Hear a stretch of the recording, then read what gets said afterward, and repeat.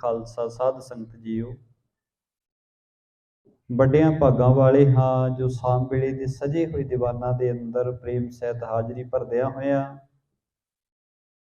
ਸੋਦਾਰ ਰਹਿਰਾਸ ਸਾਹਿਬ ਜੀ ਦੇ ਪਾਠ ਸ਼ਰਵਣ ਕੀਤੇ ਹਨ। ਗੁਰੂ ਚਰਨਾਂ ਅੰਦਰ ਜੁੜ ਕਰਕੇ ਸਾਰਿਆਂ ਨੇ ਹਿਰਦੇ ਦੀ ਭਾਵਨਾ ਰੱਖਦਿਆਂ ਅਰਦਾਸ ਬੇਨਤੀ ਜੋਦਰੀ ਕੀਤੀ ਹੈ। ਸਤਿਗੁਰਾਂ ਨੇ ਅਪਾਰ ਕਿਰਪਾ ਰਹਿਮਤ ਕਰਕੇ ਹੁਕਮਨਾਮਾ ਸਾਹਿਬ ਬਖਸ਼ਿਸ਼ ਕਰਕੇ ਸਾਨੂੰ ਸਾਰਿਆਂ ਨੂੰ ਨਿਹਾਲ ਕੀਤਾ ਹੈ। ਇਸ ਵੇਲੇ ਗੁਰੂ ਕੇ ਚਰਨਾਂ ਵਿੱਚ ਗੁਰੂ ਦਾ ਇਤਿਹਾਸ ਸ਼ਰਵਣ ਕਰਨ ਵਾਸਤੇ, ਗੁਰੂ ਬਾਬੇ ਦੀਆਂ ਕਥਾ ਕਹਾਣੀਆਂ ਨੂੰ ਵਿਚਾਰਨ ਵਾਸਤੇ ਗੁਰੂ ਕੀ ਹਜ਼ੂਰੀ ਵਿੱਚ ਜੁੜ ਬੈਠੇ। ਆਓ ਵਿਚਾਰਾਂ ਦੀ ਆਰੰਭਤਾ ਤੋਂ ਪਹਿਲਾਂ ਮਨ ਬਿਰਤੀਆਂ ਨੂੰ ਇਕਾਗਰ ਕਰੀਏ। ਪ੍ਰੇਮ ਸਹਿਤ ਗੁਰ ਫਤਿਹ ਦੀ ਸਾਂਝ ਪਾਈਏ। ਕੋਈ ਵੀ ਰਸਨਾ ਗੁਰੂ ਫਤਿਹ ਤੋਂ ਵਾਂਝੀ ਨਾ ਰਵੇ। ਸਾਰੀ ਸੰਗਤ ਪ੍ਰੇਮ ਨਾਲ ਕਰੋ ਕਿਰਪਾ। ਆਖੋ ਜੀ ਵਾਹਿਗੁਰੂ ਜੀ ਕਾ ਖਾਲਸਾ ਵਾਹਿਗੁਰੂ ਜੀ ਕੀ ਫਤਿਹ। ਸਤਿਗੁਰਾਂ ਦੀ ਅਪਾਰ ਕਿਰਪਾ ਰਹਿਮਤ ਦਾ ਸਦਕਾ ਪਾਵਨ ਸਥਾਨ ਤੋਂ ਗੁਰ ਇਤਿਹਾਸ ਦੀ ਲੜੀਵਾਰ ਕਥਾ ਆਪਾਂ ਰੋਜ਼ਾਨਾ ਹੀ ਪ੍ਰੇਮ ਸਹਿਤ ਸ਼ਰਵਣ ਕਰਦੇ ਹਾਂ। ਤੇ ਪ੍ਰਸੰਗ ਚੱਲ ਰਿਹਾ ਹੈ ਕਿ ਜਗਤ ਦੇ ਮਾਲਕ ਧੰਨ ਗੁਰੂ ਨਾਨਕ ਸਾਹਿਬ ਮਹਾਰਾਜ ਜੀ ਆਪਣੀ ਇੱਕ ਪ੍ਰਚਾਰ ਯਾਤਰਾ ਤੋਂ ਵਾਪਸ ਘਰ ਆ ਗਏ ਸਨ। ਕੁਝ ਦਿਨ ਗੁਰੂ ਸਾਹਿਬ ਜੀ ਆਪਣੇ ਘਰ ਰਹੇ ਨੇ ਤੇ ਇਸੇ ਸਮੇਂ ਦੇ ਅੰਦਰ ਇਹ ਸਤਿਗੁਰੂ ਜੀ ਦੇ ਪਿਤਾ ਮਹਿਤਾ ਕਾਲੂ ਜੀ ਚਲਾਣਾ ਕਰ ਗਏ।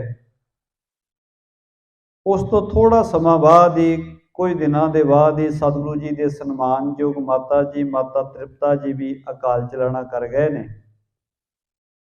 ਤੇ ਗੁਰੂ ਸਾਹਿਬ ਜੀ ਨੇ ਪ੍ਰੇਮ ਭਾਵਨਾ ਸਹਿਤ ਦੋਵਾਂ ਦਾ ਸੰਸਕਾਰ ਵਾਰੂ ਵਾਰੀ ਕੀਤਾ ਹੈ। ਤੇ ਗੁਰੂ ਸਾਹਿਬ ਜੀ ਦੇ ਪਾਸ ਹੁਣ ਬਹੁਤ ਸਾਰੇ ਲੋਕ ਅਫਸੋਸ ਕਰਨ ਵਾਸਤੇ ਵੀ ਆਏ, ਕੁਝ ਗੁਰੂ ਕੇ ਬਚਨ ਸੁਣਨ ਵਾਸਤੇ ਵੀ ਆਏ। ਤੇ ਸਤਿਗੁਰਾਂ ਨੇ ਸਾਰਿਆਂ ਨੂੰ ਇਹੀ ਉਪਦੇਸ਼ ਦਿੱਤਾ ਕਿ ਆਪਣੇ ਜੀਵਨ ਨੂੰ ਸਵਾਰਨ ਵਾਸਤੇ ਪ੍ਰਮਾਤਮਾ ਜੀ ਦੀ ਬੰਦਗੀ ਵਿੱਚ ਜੁੜੀਏ, ਸਤ ਸੰਗਤ ਕਰੀਏ। ਜਿਹੜਾ ਮਨੁੱਖ ਸਤ ਸੰਗਤ ਨਹੀਂ ਕਰਦਾ, ਵਾਹਿਗੁਰੂ ਜੀ ਦੀ ਬੰਦਗੀ ਨਹੀਂ ਕਰਦਾ, ਉਹ ਮਨੁੱਖ ਦਾ ਜੀਵਨ ਬਿਲਕੁਲ ਵਿਰਥਾ ਚਲਾ ਜਾਂਦਾ ਹੈ। ਕਿਉਂਕਿ ਮਨੁੱਖਾ ਜੀਵਨ ਸਾਰੇ ਜੀਵਨਾਂ ਤੋਂ, ਸਾਰੀਆਂ ਜ਼ਿੰਦਗੀਆਂ ਤੋਂ ਬੜਾ ਕੀਮਤੀ ਹੈ। ਸਭ ਤੋਂ ਕੀਮਤੀ ਜਿੰਨੇ ਅਸੀਂ ਪਸ਼ੂ ਪੰਛੀ ਵੇਖਦੇ ਹਾਂ, ਜਿਨ੍ਹਾਂ ਵਿੱਚ ਜ਼ਿੰਦਗੀ ਹੈ, ਜਾਨ ਹੈ, ਸਭ ਤੋਂ ਕੀਮਤੀ ਮਨੁੱਖ ਦਾ ਜੀਵਨ ਹੈ। ਤੇ ਮਨੁੱਖ ਦੇ ਜੀਵਨ ਦੇ ਵਿੱਚ ਸਭ ਤੋਂ ਕੀਮਤੀ ਬੰਦੇ ਦੇ ਸਵਾਸ ਨੇ। ਇਹ ਜਿਹੜੇ ਸਵਾਸ ਨੇ ਇਹ ਸਭ ਤੋਂ ਕੀਮਤੀ ਨੇ। ਤੇ ਜੇ ਇਹ ਸਵਾਸ ਹੀ ਸਫਲੇ ਨਾ ਹੋਣ, ਚੰਗੇ ਪਾਸੇ ਨਾ ਬੰਦਾ ਲਾਵੇ, ਤੇ ਬੜਾ ਕੀਮਤੀ ਜੀਵਨ ਤੇ ਬੇਸ਼ਕੀਮਤੀ ਸਵਾਸ ਵਿਰਥੇ ਚਲੇ ਜਾਂਦੇ। ਜਿਸ ਕਲਯੁਗ ਦੇ ਸਮੇਂ ਦੇ ਅੰਦਰ ਸਭ ਤੋਂ ਕੀਮਤੀ ਗੁਰੂ ਕੀ ਬਾਣੀ ਹੈ। ਤੇ ਬਾਣੀ ਜਿਸ ਹਿਰਦੇ ਵਿੱਚ ਵਸ ਜਾਂਦੀ ਹੈ, ਉਹ ਹਿਰਦਾ ਵੀ ਬੇਸ਼ਕੀਮਤੀ ਹੋ ਜਾਂਦਾ। ਗੁਰੂ ਸਾਹਿਬ ਜੀ ਇਸ ਤਰ੍ਹਾਂ ਪ੍ਰੇਮ ਦੇ ਨਾਲ ਸਾਰੇ ਪਿਆਰਿਆਂ ਨੂੰ ਸਮਝਾਉਂਦੇ ਨੇ। ਤੇ ਜਦੋਂ ਕੁਝ ਦਿਨ ਲੰਘ ਗਏ ਤੇ ਗੁਰੂ ਸਾਹਿਬ ਜੀ ਨੇ ਆਪਣੇ ਸਾਥੀ ਭਾਈ ਮਰਦਾਨਾ ਜੀ, ਭਾਈ ਵਾਲਾ ਜੀ ਨੂੰ ਕੋਲ ਬੁਲਾਇਆ ਤੇ ਕਹਿਣ ਲੱਗੇ, ਪਿਆਰਿਓ ਚਲੋ ਸੰਸਾਰ ਦੀ ਯਾਤਰਾ ਤੇ ਚੱਲੀਏ। ਇਸ ਵਾਰੀ ਤੁਹਾਨੂੰ ਤੀਰਥਾਂ ਤੇ ਲੈ ਕੇ ਚੱਲਾਂਗੇ, ਜਿੱਥੇ ਸੰਸਾਰ ਦੇ ਲੋਕੀ ਬੜੇ ਸਾਰੇ ਸੰਸਾਰ ਵਿੱਚੋਂ ਭੁੱਲੇ ਭਟਕੇ ਲੋਕ, ਕੁਰਾਹੇ ਪਏ ਹੋਏ ਲੋਕ, ਵਹਿਮਾਂ ਭਰਮਾਂ ਪਖੰਡਾਂ ਵਿੱਚ ਫਸੇ ਹੋਏ ਨੇ, ਉਹਨਾਂ ਲੋਕਾਂ ਨੂੰ ਜਾ ਕੇ ਮਿਲਣਾ ਕਰਾਂਗੇ। ਇਸ ਤਰ੍ਹਾਂ ਗੁਰੂ ਨਾਨਕ ਸਾਹਿਬ ਮਹਾਰਾਜ ਜੀ ਆਪਣੇ ਸਾਥੀਆਂ ਦੇ ਸਮੇਤ ਇਸ ਨਵੇਂ ਸਫ਼ਰ ਤੇ ਚੱਲ ਪਏ ਨੇ।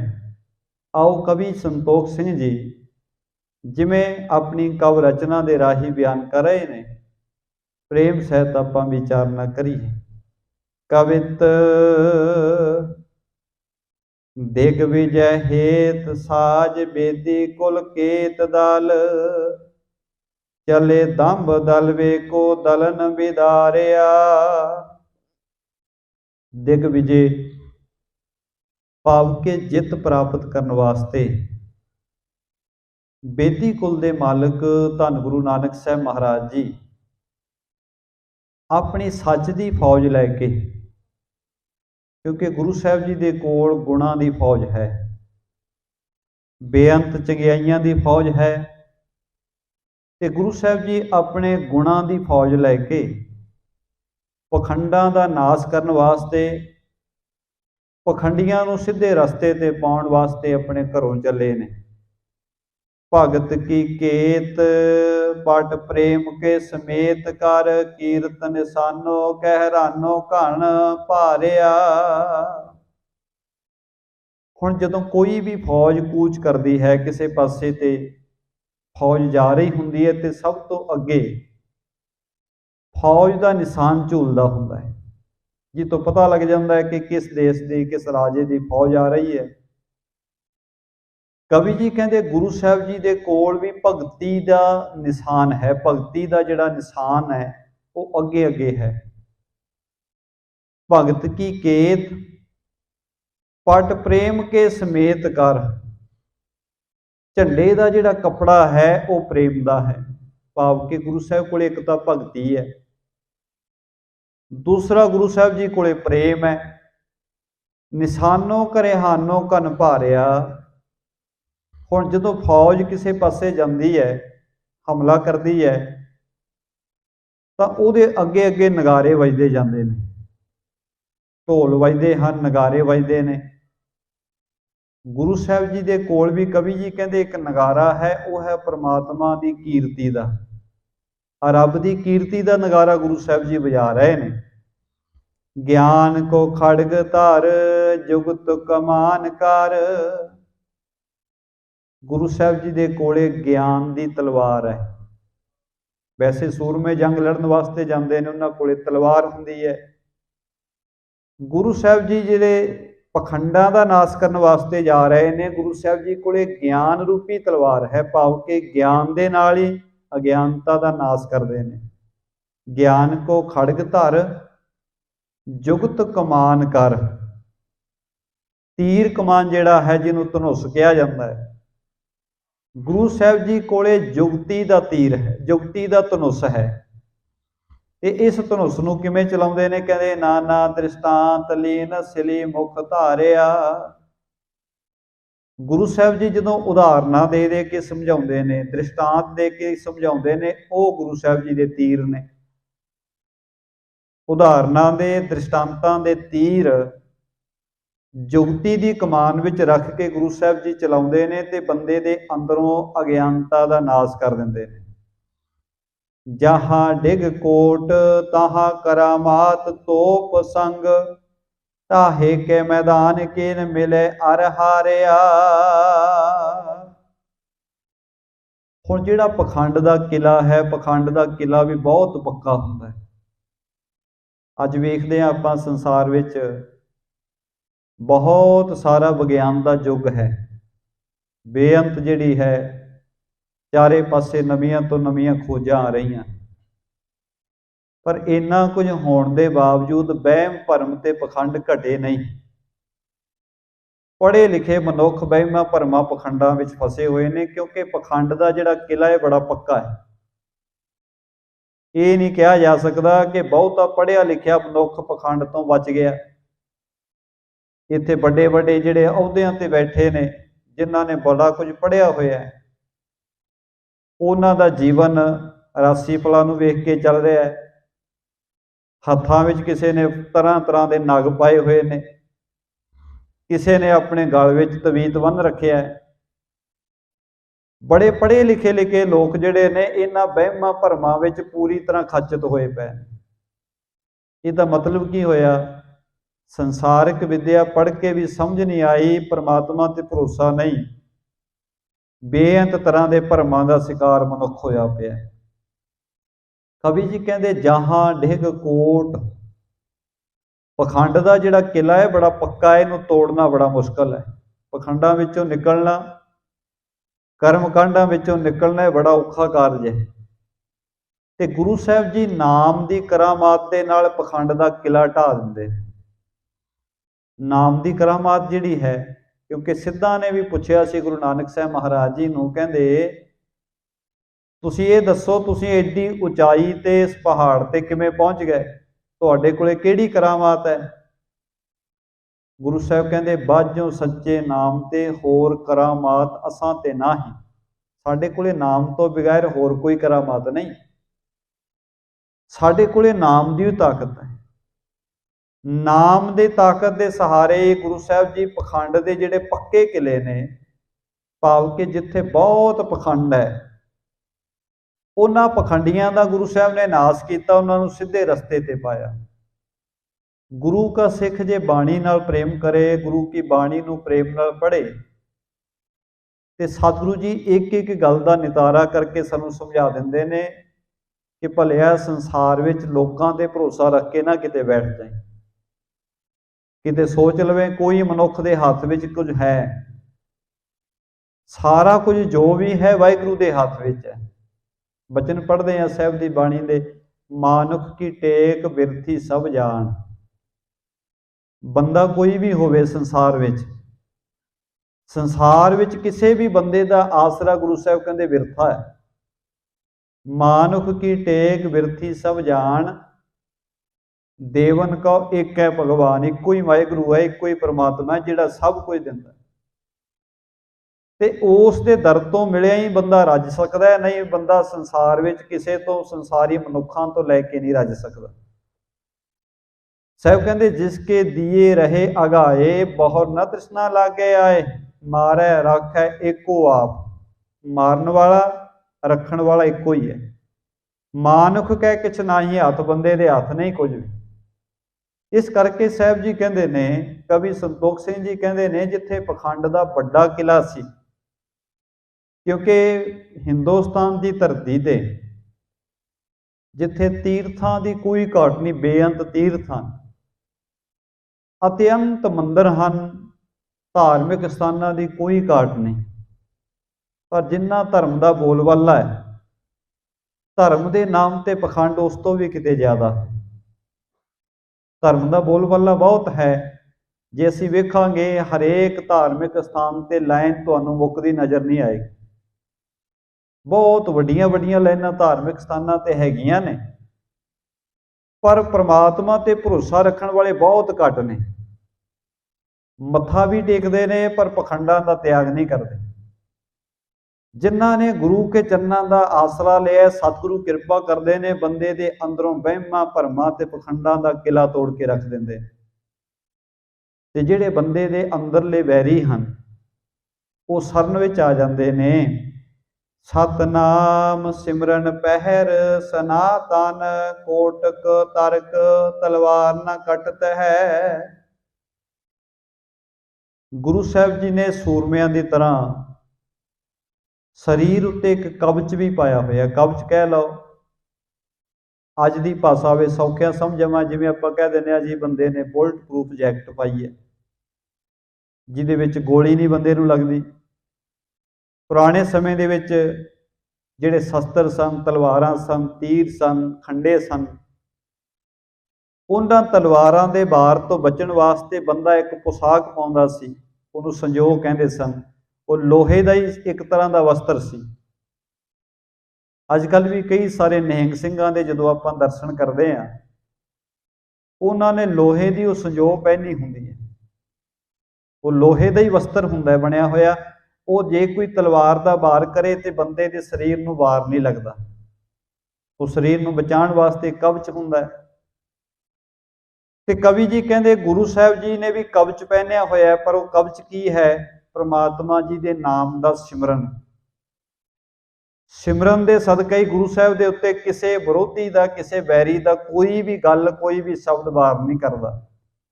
कहते सतनाम सिमरन पहर सनातन, कोटक तरक तलवार न कटत है।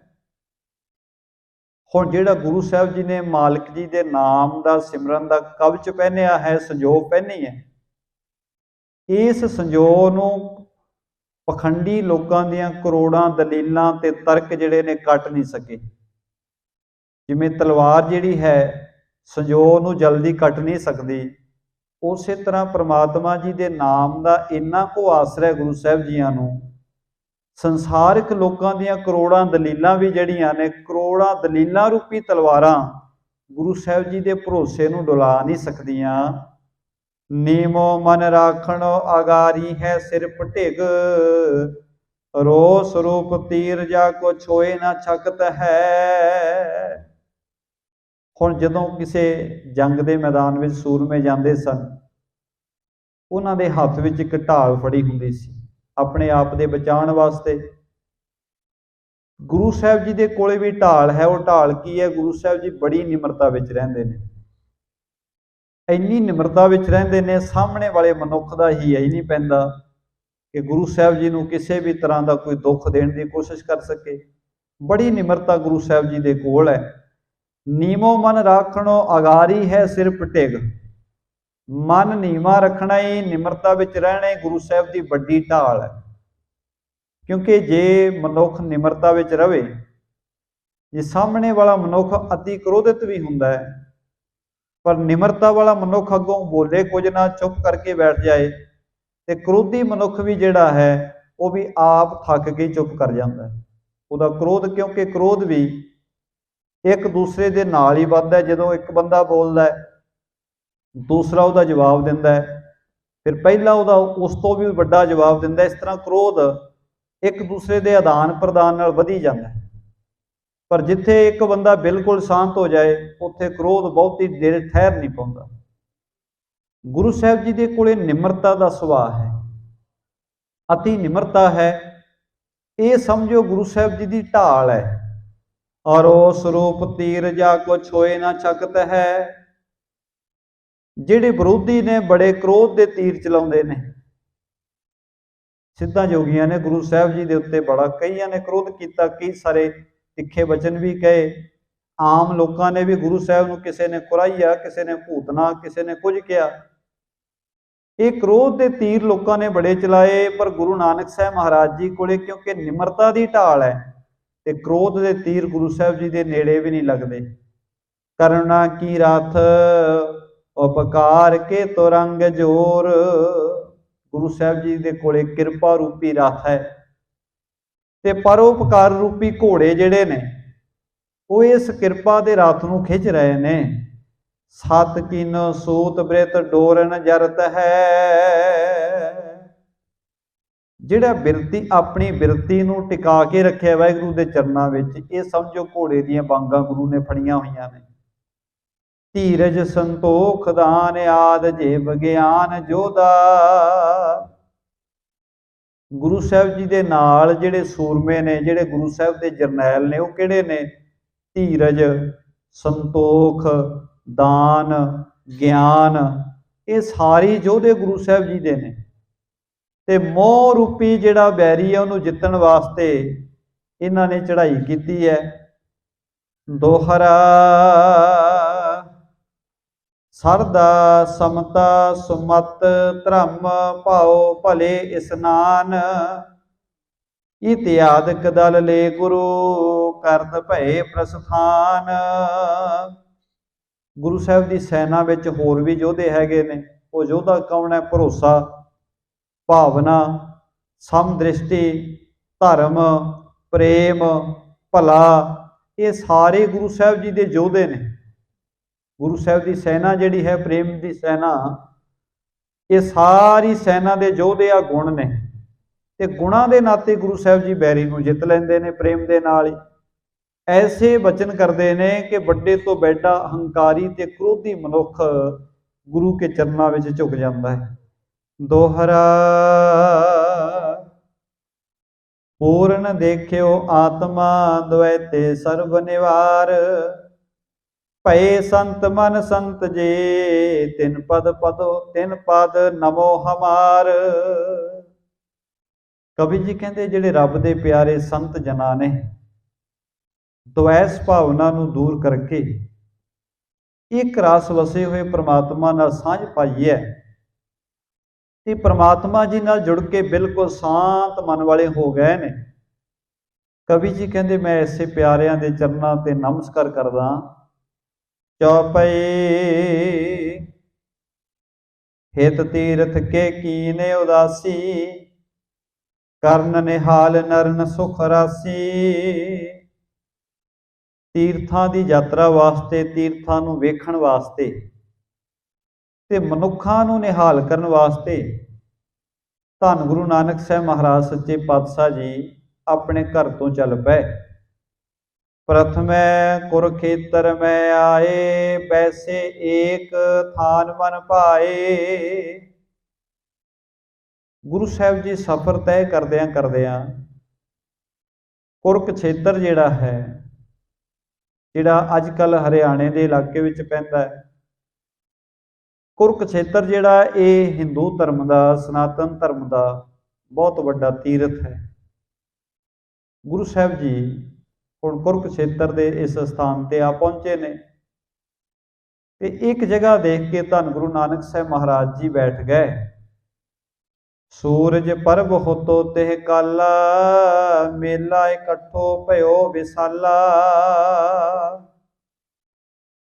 ਜਿਸ ਦਿਨ ਗੁਰੂ ਨਾਨਕ ਸਾਹਿਬ ਮਹਾਰਾਜ ਜੀ ਕੁਰਕਸ਼ੇਤਰ ਦੇ ਸਥਾਨ ਤੇ ਆਏ ਨੇ, ਇਹ ਸ਼ਹਿਰ ਜਦੋਂ ਆਪਾਂ ਪੰਜਾਬ ਤੋਂ ਦਿੱਲੀ ਨੂੰ ਜਾਂਦੇ ਆ ਤੇ ਰਸਤੇ ਦੇ ਵਿੱਚ ਆਉਂਦਾ ਹੈ, ਤੇ ਗੁਰੂ ਸਾਹਿਬ ਜੀ ਜਿਸ ਵੇਲੇ ਇੱਥੇ ਪਹੁੰਚੇ ਨੇ ਉਸ ਵੇਲੇ ਸੂਰਜ ਗ੍ਰਹਿਣ ਲੱਗਿਆ ਹੋਇਆ। ਸੂਰਜ ਗ੍ਰਹਿਣ ਲੱਗਣ ਕਰਕੇ ਬਹੁਤ ਵੱਡਾ ਮੇਲਾ ਇਸ ਸਥਾਨ ਤੇ ਲੱਗਿਆ ਹੋਇਆ। ਬੜੇ ਸਾਰੇ ਲੋਕੀ, ਕਿਉਂਕਿ ਚਾਹੇ ਸੂਰਜ ਗ੍ਰਹਿਣ ਹੋਵੇ, ਚੰਦਰਮਾ ਗ੍ਰਹਿਣ ਹੋਵੇ ਜਾਂ ਹੋਰ ਜਿਹੜੇ ਪੁਰਬ ਨੇ, ਇਹਨਾਂ ਪੁਰਬਾਂ ਦੇ ਦਿਨਾਂ ਦੇ ਜਿਹੜੇ ਹਿੰਦੂ ਧਰਮ ਨੂੰ ਮੰਨਣ ਵਾਲੇ ਲੋਕ ਨੇ ਉਹ ਸਾਰੇ ਵੱਖੋ ਵੱਖਰੇ ਤੀਰਥਾਂ ਤੇ ਜਾ ਕੇ ਇਸ਼ਨਾਨ ਕਰਦੇ ਨੇ। ਗੁਰੂ ਨਾਨਕ ਸਾਹਿਬ ਮਹਾਰਾਜ ਜੀ ਜਦੋਂ ਇੱਥੇ ਪਹੁੰਚੇ, ਬਹੁਤ ਵੱਡਾ ਮੇਲਾ ਲੱਗਿਆ ਹੋਇਆ ਹੈ। द्विज आदक जे चारो वर्णे, आवत भेहित मज्जन करने। बहुत सारे लोग चारे वर्णा दे, ब्राह्मण खत्री सूद वैस, सारे लोग तीर्थ ते इकट्ठे होए हुए ने। बड़ा इकट्ठ जिहड़ा है कुरुक्षेत्र दे स्थान ते होया होया है। आश्रम है गृहादक जेओ, आवत पे चारू मिलते ओ। इत्थे गृहस्थी लोग भी पहुंचे हुए ने, इत्थे सन्यासी भी पहुंचे हुए ने, इत्थे तपस्वी भी पहुंचे हुए ने, इत्थे बैरागी भी पहुंचे हुए ने। हर धर्म का, हर तरह का लोग जिहड़ा है इत्थे आके इकट्ठे हुए ने। खट दर्शन ते आद जे औरा, पूर्व करने आए ते ठौरा। बेअंत ग्रंथां नूं पढ़न वाले जिहड़े धार्मिक लोग ने वो भी सारे इस पुरब ते इकट्ठे हुए ने। श्री नानक ठानी मन ऐसे, सो चर्चा करिए कैसे। गुरु नानक साहब महाराज जी मन विच विचार धारण करके आए ने कि जिहड़े धार्मिक लोग, बड़े बड़े सन्यासी, ब्राह्मण, तप करन वाले, बैरागी, जोगी, जिन्ने लोग इत्थे इकट्ठे होए ने, इन्हां नाल विचार चर्चा कीती जावे। इन्हां दे नाल विचार चर्चा करके सच दा ज्ञान इन्हां नूं दिता जावे। ते गुरु नानक साहब महाराज जी दा बड़ा प्यारा सुभाअ रहा है कि गुरु नानक साहब महाराज जी जिथे भी गए, वक्खो वखरे तीर्थां ते गए ने। हरिद्वार भी गए ने, कुरुक्षेत्र भी गए ने, होर जिन्ने भी धार्मिक स्थान ने उन्हां सारे थावां ते गुरु नानक साहब महाराज गए। ते सतगुरां ने वेख्या इत्थे लोग पखंडां विच पए होए ने, बेअंत पखंड कर रहे ने। पर उन्हां नूं समझाउण वास्ते गुरु साहब जी ने उन्हां नूं पहिलां ही जाके उपदेश नहीं देना आरंभ कर दिता। जाके उन्हां नूं फड़ के समझाउण नहीं लग पए, तुसीं गलत कर रहे हो। गुरु साहब जी ने कोई ना कोई ऐसी जुगती बनाई जिहदे करके वो लोग जिहड़े पखंडां विच पए हुए सन जां पखंडां विच लोकां नूं पा रहे सन, वो गुरु साहब नूं आके सवाल करदे ने। गुरु साहब नहीं उन्हां नूं कुछ भी कह रहे, ना कुछ पुछदे हन, ना उन्हां नूं किसी कर्म तो रोकदे ने। गुरु साहब आप ही कोई ऐसी विधि बना लेंदे ने कि वो लोग आप गुरु साहब नूं गलबात करन वास्ते, आप विचार करन वास्ते इकट्ठे होके आ जांदे ने। उन्हां दा ध्यान खिंचण वास्ते गुरु साहब जी कोई ना कोई कौतक रच लैंदे ने। इत्थे भी गुरु साहब जी ने विचार कीती कि बड़े सारे धार्मिक लोग इत्थे इकट्ठे होए ने, इन्हां नाल किसी तरह विचार कीती जावे ਪੰਡਤ ਬੜੇ ਹਿਰਦੇ ਜਿਨ ਗਰਵਾ, ਮਾਨੀ ਸੰਨਿਆਸੀ ਜੇ ਸਰਵਾ। ਜਦੋਂ ਇੱਥੇ ਵੇਖਿਆ ਗੁਰੂ ਸਾਹਿਬ ਜੀ ਨੇ ਬਹੁਤ ਵੱਡੇ ਵੱਡੇ ਪੜ੍ਹੇ ਲਿਖੇ ਵਿਦਵਾਨ ਪੰਡਤ ਨੇ, ਉਹ ਕਿਸੇ ਨਾਲ ਗੱਲ ਹੀ ਨਹੀਂ ਕਰਨਾ ਚਾਹੁੰਦੇ, ਇੰਨੇ ਘਮੰਡ ਵਿੱਚ ਹਨ, ਉਹਨਾਂ ਨੂੰ ਆਪਣੀ ਵਿੱਦਿਆ ਦਾ ਬਹੁਤ ਮਾਣ ਹੈ। ਬੜੇ ਮਾਣ ਨਾਲ ਭਰੇ ਹੋਏ ਸੰਨਿਆਸੀ ਵੀ ਆਏ ਹੋਏ ਨੇ। ਸੰਨਿਆਸੀਆਂ ਨੂੰ ਇਸ ਗੱਲ ਦਾ ਮਾਣ ਹੈ, ਅਸੀਂ ਸੰਸਾਰ ਨੂੰ ਤਿਆਗ ਕੇ ਜੰਗਲਾਂ ਪਹਾੜਾਂ ਵਿੱਚ ਬੈਠ ਕੇ ਬੰਦਗੀ ਕਰਨ ਵਾਲੇ ਹਾਂ, ਅਸੀਂ ਬਹੁਤ ਚੰਗੇ ਹਾਂ। ਉਹਨਾਂ ਨੂੰ ਆਪਣੇ ਕਰਮਾਂ ਦਾ ਮਾਣ ਹੈ। ਏਕ ਸਥਾਨ ਮੈਂ ਕੀਨੋ ਆਸਣ, ਬੈਸ ਰਹੇ ਮਦ ਦੰਭ ਬਿਨਾਸਣ। ਗੁਰੂ ਸਾਹਿਬ ਵੀ ਇਸ ਮੇਲੇ ਦੇ ਵਿੱਚ ਜਾ ਕੇ ਬੈਠ ਗਏ ਨੇ, ਆਪਣਾ ਆਸਣ ਜਮਾ ਲਿਆ। ਪਖੰਡਾਂ ਦਾ ਨਾਸ਼ ਕਰਨ ਵਾਸਤੇ ਗੁਰੂ ਸਾਹਿਬ ਜੀ ਜੁਗਤੀ ਬਣਾ ਰਹੇ ਨੇ। ਮਰਦਾਨਾ ਤਵ ਗਾਵਣ ਲਾਗਾ, ਮਦਰ ਰਾਗ ਸੋ ਓਨੋ ਨਰਾਗਾ। ਭਾਈ ਮਰਦਾਨਾ ਜੀ ਨੂੰ ਗੁਰੂ ਸਾਹਿਬ ਜੀ ਨੇ ਬਚਨ ਕੀਤਾ, ਭਾਈ ਮਰਦਾਨਾ ਜੀ ਰਬਾਬ ਵਜਾਓ। ਗੁਰੂ ਨਾਨਕ ਸਾਹਿਬ ਮਹਾਰਾਜ ਤੇ ਭਾਈ ਮਰਦਾਨਾ ਜੀ ਅਰਬੀ ਕੀਰਤਨ ਵਿੱਚ ਜੁੜ ਗਏ, ਬਾਣੀ ਨੂੰ ਗਾਉਣ ਲੱਗ ਪਏ ਨੇ। ਬਹੁਤ ਮਿੱਠੀ ਆਵਾਜ਼ ਵਿੱਚ ਰੱਬੀ ਬਾਣੀ ਦਾ ਕੀਰਤਨ ਹੋ ਰਿਹਾ ਹੈ। ਤੇ ਛਨੇ ਕਰਾਣੀ ਸੁਤਲੀਏ, ਆਏ ਨਿਕਟ ਬੰਦਨਾ ਕੀਏ। ਉਸ ਵੇਲੇ ਇੱਕ ਇਸਤਰੀ ਜਿਹੜੀ ਦੇਖਣ ਨੂੰ ਜਾਪਦੀ ਹੈ ਕਿਸੇ ਰਾਜ ਦੀ ਰਾਣੀ ਹੈ, ਉਹਦੇ ਵਸਤਰ, ਉਹਦਾ ਜਿਹੜਾ ਚਾਲ ਚੱਲਣ ਹੈ, ਜਿਸ ਤੋਂ ਪਤਾ ਲੱਗਦਾ ਹੈ ਇਹ ਕੋਈ ਅਮੀਰ ਘਰਾਣੇ ਦੀ ਰਾਣੀ ਹੈ। ਉਹ ਰਾਣੀ ਦੇ ਨਾਲ ਉਹਦਾ ਪੁੱਤਰ ਵੀ ਹੈ। ਆਈ ਨਿਕਟ ਬੰਦਨਾ ਕੀਨੇ, ਉਸ ਰਾਣੀ ਨੇ ਆਪਣੇ ਪੁੱਤਰ ਸਮੇਤ ਆ ਕੇ ਗੁਰੂ ਸਾਹਿਬ ਜੀ ਦੇ ਚਰਨਾਂ ਵਿੱਚ ਨਮਸਕਾਰ ਕੀਤੀ। ਤੇ ਕੇ ਛਤਰ ਪ੍ਰਬਲ ਬਹੁ ਬਾਢੇ, ਦੇਸ ਖੋਸ ਸੇ ਪੁਰ ਤੇ ਕਾਢੇ। ਇਹਨਾਂ ਨੂੰ, ਇਸ ਰਾਣੀ ਨੂੰ ਤੇ ਇਹਦੇ ਪੁੱਤਰ ਨੂੰ, ਇਹਦੇ ਦੁਸ਼ਮਣਾਂ ਨੇ, ਇਹਦੇ ਬੈਰੀਆਂ ਨੇ ਇਹਦਾ ਰਾਜ ਭਾਗ ਖੋਹ ਕੇ ਇਹਨੂੰ ਦੇਸ਼ ਵਿੱਚੋਂ ਕੱਢ ਦਿੱਤਾ ਸੀ। ਭਾਈ ਦੀਨ ਪਿਖ ਸੰਤ ਕਿਰਪਾਲਾ, ਆਨ ਬੇਨਤੀ ਕੀਨ ਵਿਸਾਲਾ। ਕਿਉਂਕਿ ਜਿੰਨਾ ਜਿਹੜਾ ਪੁਰਾਣਾ ਸਮਾਂ ਰਿਹਾ ਹੈ ਭਾਰਤ ਦੇ ਵਿੱਚ, ਹਿੰਦੁਸਤਾਨ ਦੇ ਵਿੱਚ ਬਹੁਤ ਹੀ ਜ਼ਿਆਦਾ ਰਿਆਸਤਾਂ ਸਨ, ਛੋਟੀਆਂ ਛੋਟੀਆਂ ਰਿਆਸਤਾਂ ਸਨ, ਉਹਨਾਂ ਦੇ ਬੇਅੰਤ ਰਾਜੇ ਸਨ। ਵੱਖੋ ਵੱਖਰੇ ਇਲਾਕਿਆਂ ਦੇ ਵੱਖੋ ਵੱਖਰੇ ਰਾਜੇ ਸਨ, ਛੋਟੇ ਛੋਟੇ ਰਾਜ ਸਨ, ਕੋਈ ਵੱਡਾ ਰਾਜ ਸੀ, ਕੋਈ ਛੋਟਾ ਸੀ। ਉਸੇ ਤਰ੍ਹਾਂ ਹੀ ਇਹ ਜਿਹੜੀ ਰਾਣੀ ਤੇ ਇਹਦਾ ਪੁੱਤਰ ਆਏ ਨੇ, ਇਹਨਾਂ ਨੂੰ ਇਹਦੇ ਬੈਰੀਆਂ ਨੇ ਬਾਹਰ ਕੱਢਿਆ। ਤੇ ਇਸ ਰਾਣੀ ਨੇ ਵੇਖਿਆ ਕਿ ਕੋਈ ਇਹ ਮਹਾਂਪੁਰਖ ਰੱਬ ਦੇ ਪਿਆਰੇ ਬੈਠ ਕੇ ਬੰਦਗੀ ਕਰ ਰਹੇ ਨੇ, ਭਗਤੀ ਗਾ ਰਹੇ ਨੇ। ਤੇ ਗੁਰੂ ਸਾਹਿਬ ਜੀ ਨੂੰ ਬੈਠਿਆਂ ਵੇਖ ਕੇ ਰਾਣੀ ਬੜੀ ਨਿਮਰ ਹੋ ਕੇ ਆ ਕੇ ਗੁਰੂ ਸਾਹਿਬ ਦੇ ਚਰਨਾਂ 'ਚ ਨਮਸਕਾਰ ਕਰਦੀ ਹੈ ਤੇ ਪ੍ਰੇਮ ਨਾਲ ਬੇਨਤੀ ਕਰਦੀ ਹੈ। ਤੇ ਭੂਪਤ ਸੁਤ ਮ੍ਰਿਗ ਕੁਮਾਰੀ, ਧਰੀ ਭੇਟ ਤਿਨ ਗੁਰੂ ਅਗਾਰੀ। ਹੁਣ ਇਹ ਪਤਾ ਨਹੀਂ ਕਿੱਥੋਂ ਜੰਗਲਾਂ ਪਹਾੜਾਂ ਵਿੱਚੋਂ ਖੁਆਰ ਹੁੰਦੇ ਹੋਏ ਆਏ ਸਨ। ਇਹਨਾਂ ਕੋਲੇ ਕੁਝ ਵੀ ਹੈ ਨਹੀਂ ਸੀ ਹੋਰ, ਪਰ ਰਾਜੇ ਦਾ ਜਿਹੜਾ ਪੁੱਤਰ ਸੀ ਉਹਨੇ ਇੱਕ ਹਿਰਨ ਮਾਰਿਆ ਹੋਇਆ ਸੀ। ਜੰਗਲ ਦੇ ਵਿੱਚ ਉਹਨੇ ਸ਼ਿਕਾਰ ਕੀਤਾ ਹੋਣਾ, ਹਿਰਨ ਮਾਰ ਕੇ ਲੈ ਕੇ ਆਇਆ ਸੀ। ਉਹਨੇ ਮਰਿਆ ਹੋਇਆ ਹਿਰਨੀ ਗੁਰੂ ਸਾਹਿਬ ਦੇ ਅੱਗੇ ਭੇਟਾ ਕਰ ਦਿੱਤਾ। ਕਹਿ ਜੋ ਰਿਪਨ ਕੀਨ ਨਿਕਾਰੇ, ਹਮ ਆਏ ਅਬ ਪਾਸ ਤੁਮਾਰੇ।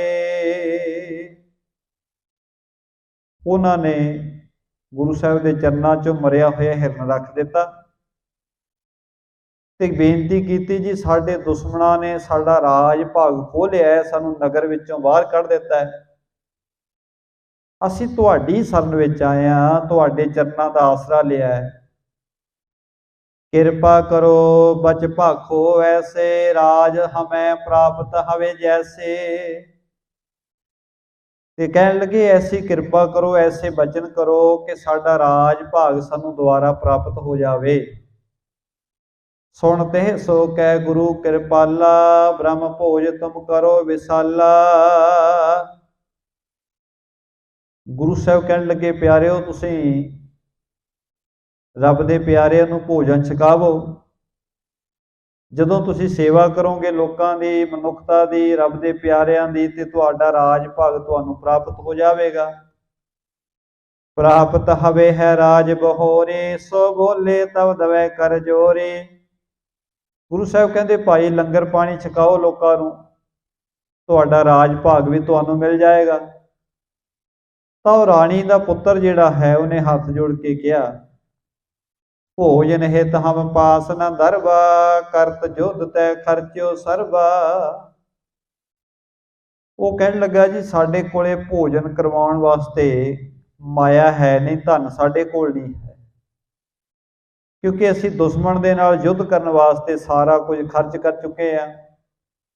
ਆਵ ਹਮ ਹੋਏ ਰੰਕ ਸਮਾਨਾ, ਆਏ ਸਰਨੰਗ ਸੰਤ ਮਹਾਨਾ।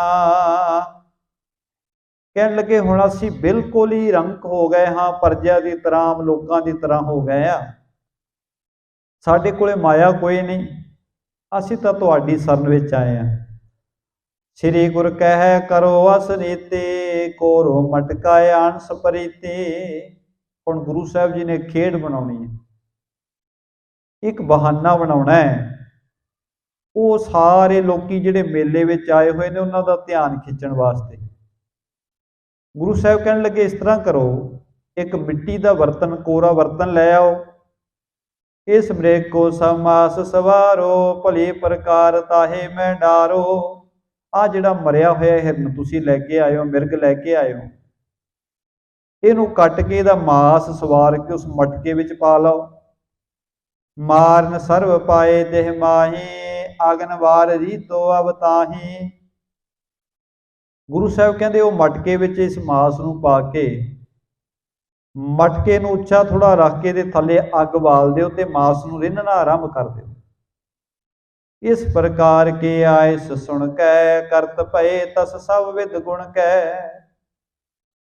ਜਦੋਂ ਉਹਨਾਂ ਨੇ ਬਚਨ ਸੁਣਿਆ ਗੁਰੂ ਸਾਹਿਬ ਜੀ ਦਾ, ਕਿ ਗੁਰੂ ਸਾਹਿਬ ਨੇ ਕਿਹਾ ਜਿਹੜਾ ਤੁਸੀਂ ਮਰਿਆ ਹੋਇਆ ਹਿਰਨ ਲਿਆ ਕੇ ਰੱਖਿਆ ਸਾਡੇ ਸਾਹਮਣੇ, ਇਹਦਾ ਮਾਸ ਮਟਕੇ ਵਿੱਚ ਪਾ ਕੇ ਰਿੰਨਣਾ ਰੱਖ ਦਿਓ।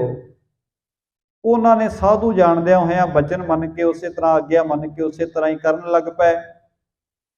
ਚੁੱਲ੍ਹੇ ਕੋ ਕਰ ਮਟਕਾ ਧਾਰਿਓ, ਮਾਸ ਮਿਰਗ ਕੋ ਸਰਬ ਸਵਾਰਿਓ। ਉਹਨਾਂ ਨੇ ਉੱਥੇ ਹੀ ਪੱਥਰ ਵਗੈਰਾ ਰੱਖ ਕੇ ਇੱਕ ਚੁੱਲ੍ਹਾ ਬਣਾ ਲਿਆ, ਤੇ ਜਿਹੜਾ ਮਿੱਟੀ ਦਾ ਉਹ ਬਰਤਨ ਭਾਵ ਕਿ ਉਹ ਮਟਕਾ ਹੈ, ਉਸ ਚੁੱਲ੍ਹੇ ਦੇ ਉੱਪਰ ਰੱਖ ਕੇ ਅੱਗ ਬਾਲ ਦਿੱਤੀ, ਤੇ ਮਰਿਆ ਹੋਇਆ ਜਿਹੜਾ ਹਿਰਨ ਸੀ ਉਹਦਾ ਮਾਸ ਸਵਾਰ ਕੇ ਉਹਦੇ ਵਿੱਚ ਪਾ ਦਿੱਤਾ। ਤਾਂ ਮੈਂ ਪਾਏ ਹੋ ਤਾਸਨ ਬਾਰਾ, ਬਹੁਤੇ ਵਿਪਰਣ ਤਵੈ ਨਿਹਾਰਾ। ਹੁਣ ਜਿਸ ਵੇਲੇ ਅੱਗ ਬਾਲੀ ਗਈ, ਧੂੰਆਂ ਉੱਠਿਆ, ਤੇ ਦੂਸਰਾ ਜਿਸ ਵੇਲੇ ਉਹ ਹਿਰਨ ਦਾ ਮਾਸ ਉਬਾਲੇ ਖਾਣ ਲੱਗਿਆ, ਉਹਦੀ ਜਿਹੜੀ ਗੰਧ ਸੀ ਉਹ ਗੰਧ ਵੀ ਹਵਾ ਵਿੱਚ ਫੈਲਣ ਲੱਗ ਪਈ, ਕਿਉਂਕਿ ਮਾਸ ਦੀ ਗੰਧ ਬੜੀ ਦੂਰ ਤੱਕ ਜਾਂਦੀ। ਹੁਣ ਜਿਹੜਾ ਹਿੰਦੂ ਧਰਮ ਦੀ ਪਰੰਪਰਾ ਹੈ, ਜਿਸ ਦਿਨ ਸੂਰਜ ਗ੍ਰਹਿਣ ਲੱਗਿਆ ਹੋਵੇ, ਇਹ ਚੁੱਲ੍ਹੇ ਵਿੱਚ ਅੱਗ ਨਹੀਂ ਬਾਲਦੇ,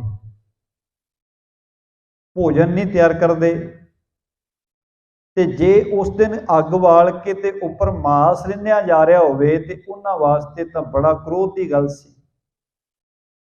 ਗੁਰੂ ਸਾਹਿਬ ਨੇ ਉਹਨਾਂ ਦਾ ਧਿਆਨ ਖਿੱਚਣ ਵਾਸਤੇ ਬਸ ਸਾਰਾ ਹੀ ਇਹ ਕੌਤਕ ਰਚ ਦਿੱਤਾ ਹੈ। ਹਿਰਨ ਦੇ ਮਾਸ ਦੀ ਗੰਧ ਬੜੀ ਦੂਰ ਤੱਕ ਜਾਂਦੀ।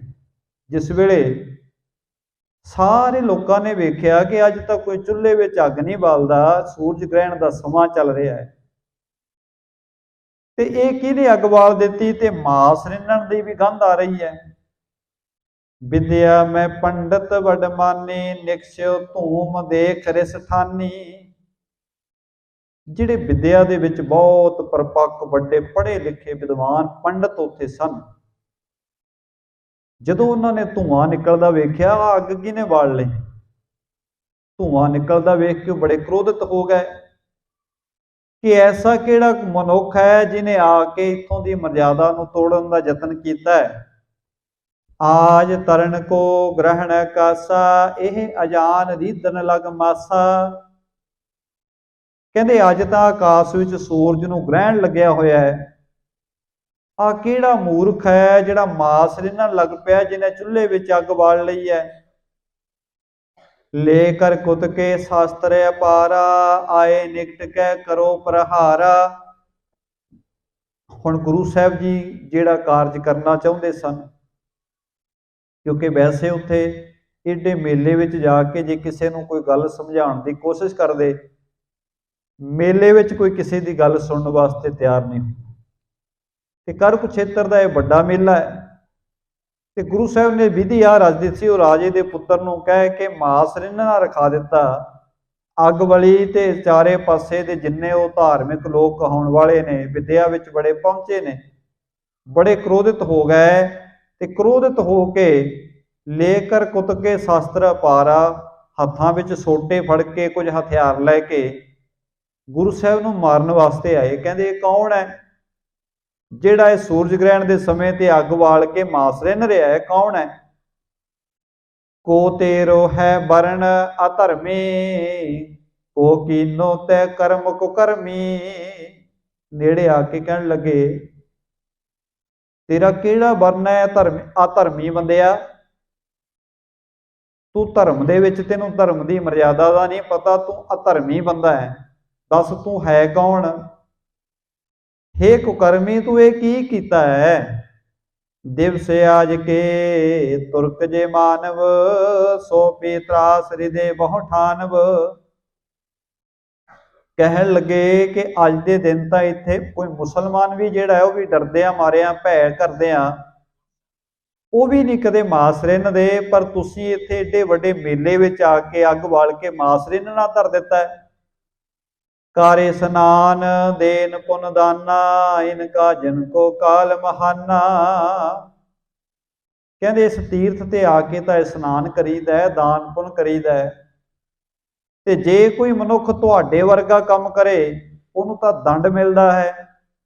दोहरा सुन कर तिन ते सिर गुरु, बचन कहे असरीत।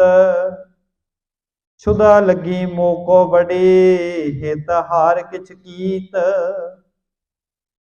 गुरु साहिब जी ने इन्हां दे हिरदे दी अग नूं होर भड़काउण वास्ते तां जो इन्हां दा लोहा तैयार हो जाए, विचार करन वाले रौ विच आ जाण।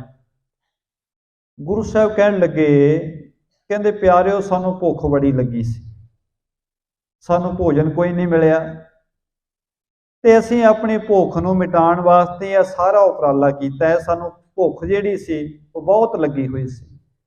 चौपई दिजता बोले बचन कठोरा, कहाँ रीत्यो तुम त्रास न थोरा।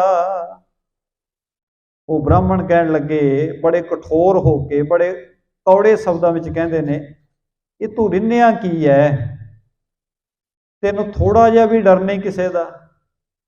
बड़ा बिना बिलम सो देहो दिखाई, ना तड़ तुझ मारे है थाई। कहते दिखाओ की रिन्निया तुसी इस मटके विच, सानू दिखाउणा करो, जे तू सानू नहीं दिखाएगा तेनू हुणे ही असीं मारना करांगे। तब जिन देखियो सो दे जो कही, इस मटके में आमख आहही।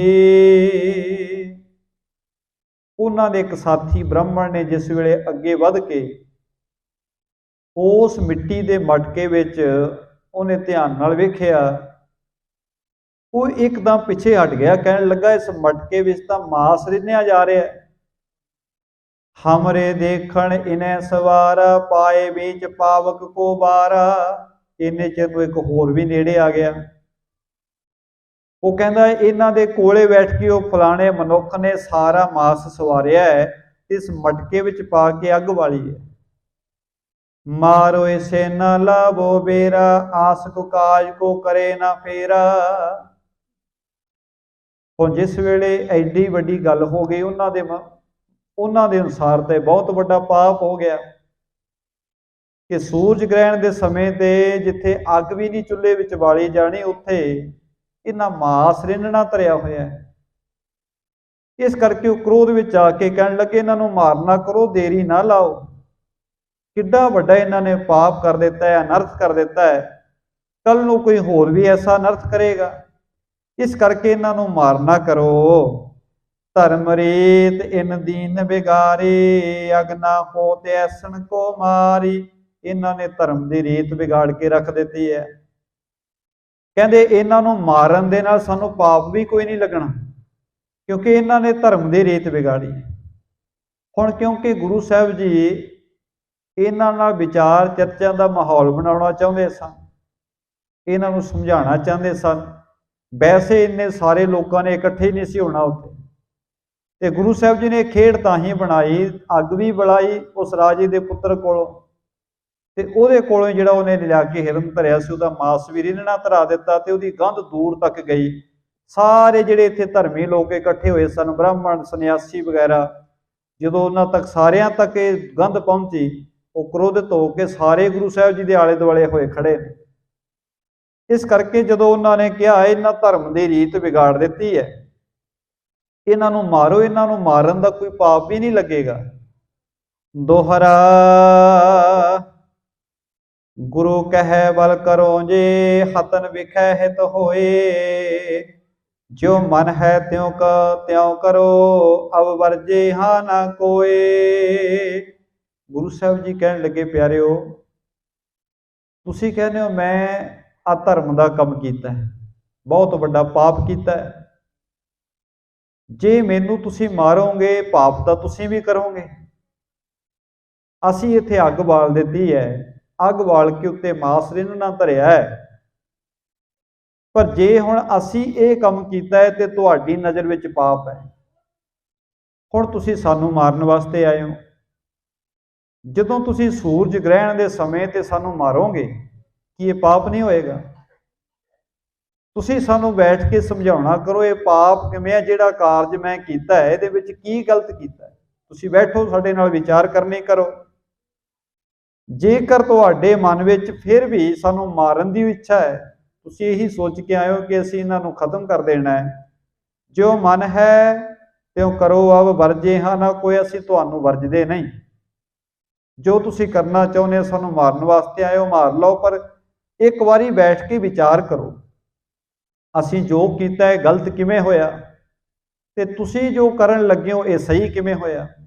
गुरु साहब कहंदे इहदे बारे बैठ के विचार करो। चौपए जे तुम हम सो चर्चा करनी, धर्म अधर्म रीत क्यों वरनी। गुरु साहब कहते जे तो तुसी बैठ के चर्चा करो, विचार करो साडे नाल, तुसी कहने हो असीं अधर्म का काम कीता है, जिहड़ा कारज असीं कर दिता, सूरज ग्रहण के समय अग बाल लई ते दूसरा मांस रिन्हना धर दिता, तुहाडी नज़र विच अधर्म है, पाप है। गुरु साहब कहते बैठ के मैनूं धर्म ते अधर्म की विचार समझाउणी करो, समझाओ, आओ बैठ के विचार करिए। तो पंडित सा मिल सन्यासी आए करो चर्चा हम पासे। सतगुरु कहते तुसी बैठ जाओ, सारे पंडित तो सन्यासी सारे बैठ के आओ मेरे नाल विचार चर्चा करो, समझाओ मैनू किवें मैं गलत कीता है, ते तुसी जो करन वास्ते आए हो, मैनू मारन वास्ते आए हो, ये तुहाडा कारज सही किवें है। सुने सतीरज बचना जब ही मिले आए पंडित जे सब ही। गुरु साहब जी ने इन्ने प्रेम दे नाल वचन कहे, वो जिहड़े पंडित सन सारे ही कहन लगे असीं हुणे बैठ के विचार करते हैं तुहाडे नाल। वो सारे गुरु साहब नाल विचार करन वास्ते इकट्ठे होकर सामने बैठ गए। विद्यावान होते सन्यासी अपर लोक आए बहु पासी। सारे मेले दे विच आए हुए लोगों का ध्यान गुरु साहब जी वाल हो गया। जिहड़े विद्वान लोग ने, सन्यासी लोग ने, धार्मिक तौर पर जिन्हां दा उच्चा स्थान है, वो तो वैसे क्रोधित होकर गुरु साहब नूं हराउण वास्ते विचार चर्चा करन वास्ते आके बैठ गए। ते जिहड़े आम लोग आए हुए सन वो तमाशा वेखण वास्ते भी हो की गया। इधरले पासे इकट्ठ क्यों हो गया इन्ना ज़्यादा, वो तमाशा वेखण वास्ते सारे लोग आले दुआले आ गए। इस तरह गुरु नानक साहब महाराज जी के आले दुआले बेअंत इकट्ठ हो गया है। एक नानू सो पंडित भारी कीन दिग विजय जगत मझारी। हुण इन्हां पंडितां दे विचों जिहड़ा सब तो बड़ा पंडित है, विद्वान है, क्योंकि पंडित शब्द जिहड़ा है, पंडित एक पदवी है। ये पदवी उन्होंने दिती जाती सी जिन्हों बहुत ज्ञान हुंदा सी, जिन्हें बहुत सारे ग्रंथां का अध्ययन किया हुंदा सी, उन्होंने पंडित कहा जाता सी। ये कोई जात नहीं, पंडित एक पदवी है।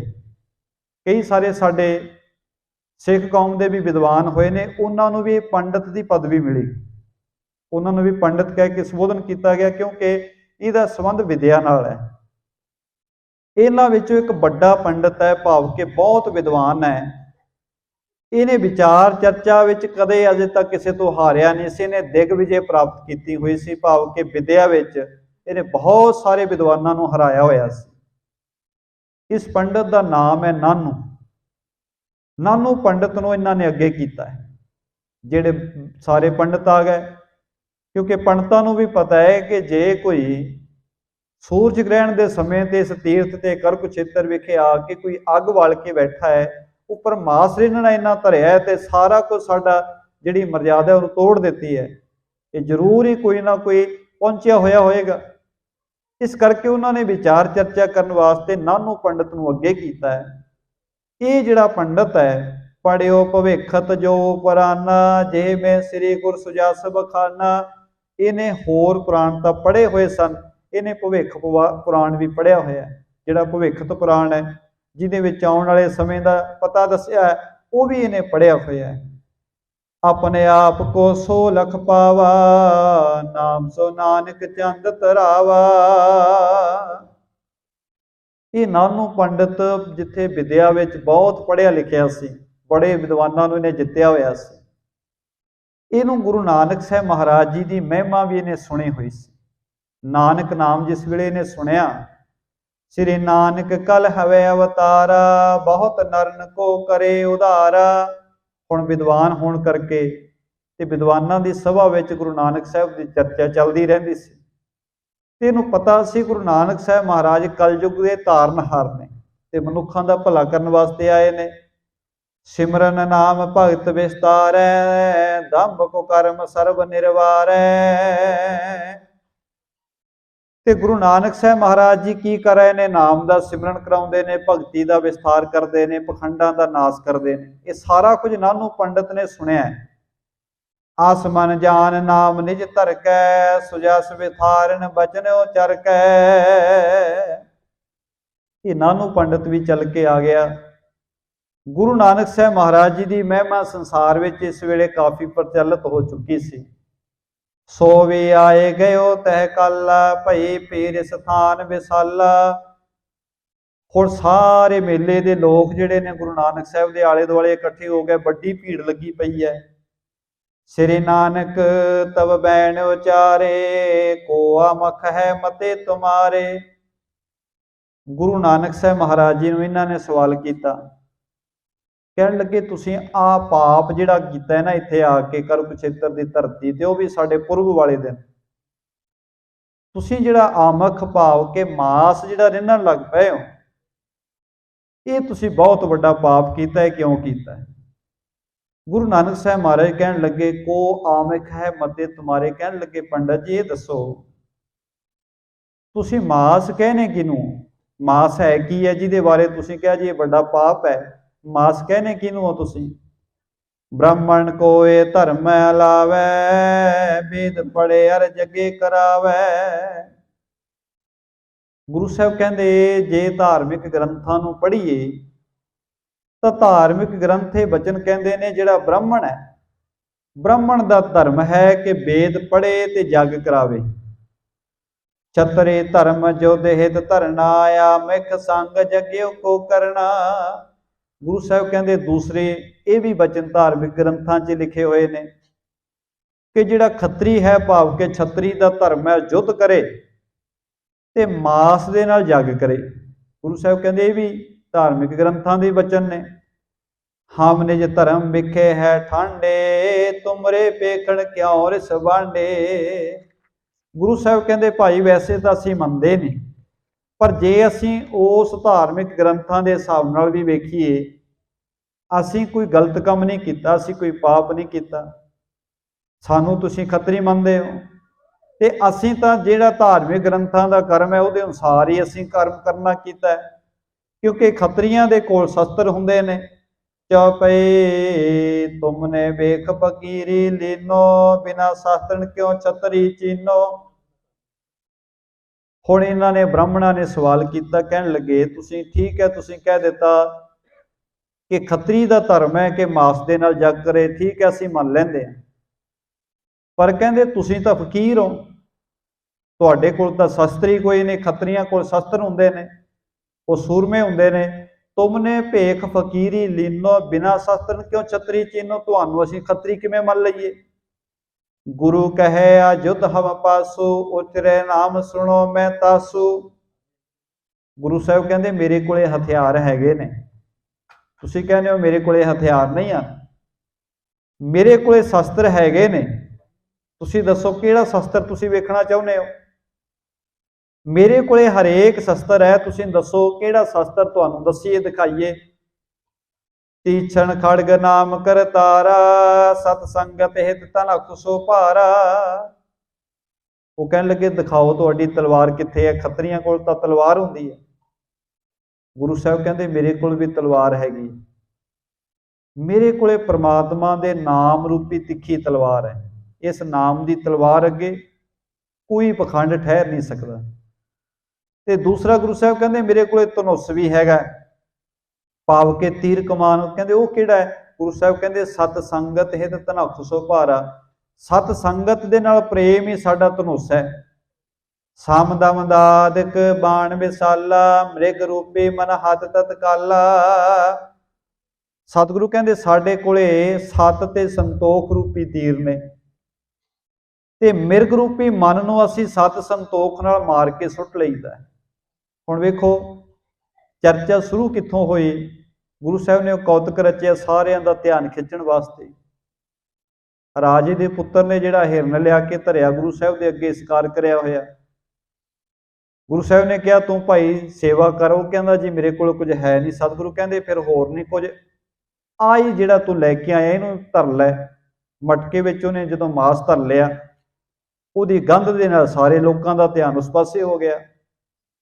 ਹੁਣ ਜਿਸ ਵੇਲੇ ਸਾਰੇ ਲੋਕ ਆ ਗਏ, ਹੁਣ ਗੱਲ ਮਾਸ ਤੋਂ ਚੱਲੀ। ਉਹ ਪੁੱਛਣ ਮਾਸ ਵਾਸਤੇ ਆਏ, ਪਰ ਗੁਰੂ ਸਾਹਿਬ ਜੀ ਨੇ ਗੁਣਾਂ ਦੀ ਗੱਲ ਕਰਨੀ ਆਰੰਭ ਕਰ ਦਿੱਤੀ। ਅਧਿਆਤਮਿਕ ਤੌਰ ਤੇ ਚਰਚਾ ਨੂੰ ਲੈ ਆਏ, ਕਿਉਂਕਿ ਜੋ ਸਮਝਾਉਣਾ ਹੈ ਉਹ ਤਾਂ ਆਤਮਿਕ ਤੌਰ ਤੇ ਸਮਝਾਉਣਾ ਹੈ, ਅਧਿਆਤਮਿਕ ਸ਼ਬਦ ਹੀ ਸਮਝਾਉਣੇ ਨੇ। ਪਰ ਉਹ ਜਿਹੜੀ ਉਦਾਹਰਨ ਦਿੱਤੀ ਪਹਿਲਾਂ ਧਿਆਨ ਖਿੱਚਣ ਵਾਸਤੇ ਕੌਤਕ ਗੁਰੂ ਸਾਹਿਬ ਨੇ ਰਚਿਆ। ਇਸੇ ਤਰ੍ਹਾਂ ਹੀ ਹਰਿਦੁਆਰ ਵਿਖੇ ਵੀ ਗੁਰੂ ਸਾਹਿਬ ਨੇ ਕੌਤਕ ਰਚਿਆ ਸੀ। ਜਿਸ ਵੇਲੇ ਪਾਣੀ ਦੂਸਰੇ ਪਾਸੇ ਨੂੰ ਸੁੱਟਣ ਲੱਗ ਪੈ ਸਨ, ਤਾਂ ਜੋ ਸਾਰੇ ਲੋਕਾਂ ਦਾ ਧਿਆਨ ਉਸ ਪਾਸੇ ਆ ਜਾਵੇ ਤੇ ਲੋਕਾਂ ਨੂੰ ਨਾ ਕੁਝ ਦੱਸਣਾ ਪਵੇ, ਸਗੋਂ ਲੋਕ ਆ ਕੇ ਪੁੱਛਣ ਕਿ ਤੁਸੀਂ ਕੀ ਕਰਦੇ ਪਏ। ਗੁਰੂ ਸਾਹਿਬ ਜੀ ਨੇ ਇਸ ਤਰ੍ਹਾਂ ਕਰ ਕੁਛੇਤਰ ਦੀ ਇਸ ਧਰਤੀ ਤੇ ਕੌਤਕ ਰਚਿਆ। ਹੁਣ ਵਿਚਾਰ ਚਰਚਾ ਉਹਨਾਂ ਜੋਗੀਆਂ ਦੇ ਨਾਲ, ਬ੍ਰਾਹਮਣਾਂ ਸੰਨਿਆਸੀਆਂ ਦੇ ਨਾਲ ਗੁਰੂ ਸਾਹਿਬ ਦੀ ਆਰੰਭ ਹੋ ਚੁੱਕੀ ਹੈ।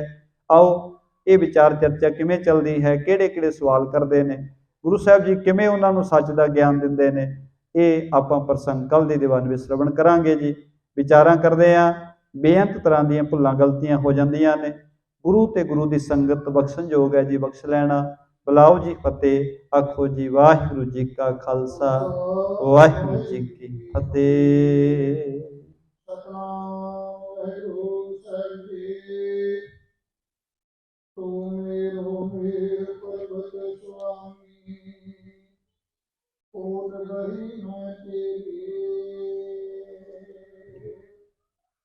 ਨਾ ਤੂੰ ਡੋਲੋ ਨਾ ਮੰਗਿ ਸੇ, ਰੱਖ ਲੈ ਹਰ ਮੇਰੀ। ਗਿਆਨ ਕਾ ਪੁੱਤਰ ਨਾ ਜਾਣ, ਤਾਰਨ ਜਾਣ ਸਭ ਤੇ ਵੱਡਾ ਸਤਿਗੁਰ ਨਾਨਕ, ਜਿਨ ਕਾ